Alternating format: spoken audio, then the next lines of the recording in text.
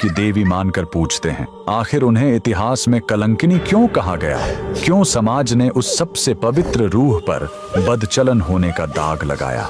आज वृंदावन के उस सबसे बड़े अपमान की कहानी सुनिए, जहां राधा के चरित्र को बचाने के लिए स्वयं श्री कृष्ण को अपनी जान दांव पर लगानी पड़ी। वृंदावन की गलियों में एक नाम जहर की तरह फैलाया जा रहा था, कलंकिनी राधा। जटिला कुटिला और गांव की औरतें ताने कसती थी कि राधा विवाहित होकर भी आधी रात को कृष्ण से मिलने क्यों जाती है। समाज के उन तीखे बाणों ने राधा के अस्तित्व को लहूलुहान कर दिया था। लोग कहते थे कि राधा का प्रेम अपवित्र है। तब अपनी ह्लादिनी शक्ति के इस अपमान को रोकने के लिए कृष्ण ने एक ऐसी लीला रची जिसने सबको सुन्न कर दिया। अचानक कृष्ण बीमार पड़ गए, उनका शरीर पीला पड़ने लगा और साक्षात यमराज का साया मंडराने लगा। माँ यशोदा ने हजारों वैद्य बुलाए पर दवा बेअसर थी। तभी कृष्ण के ही वेश में एक तेजस्वी साधु प्रकट हुआ और उसने एक खौफनाक शर्त रखी। कृष्ण तभी बचेंगे जब इस नगर की सबसे पतिव्रता और शुद्ध स्त्री यमुना से जल लाकर उन्हें पिलाए। पर एक शर्त और थी, वो घड़ा मिट्टी का नहीं बल्कि छलनी जैसा होना चाहिए जिसमें से पानी न गिरे। एक एक कर वो तमाम स्त्रियां आगे आईं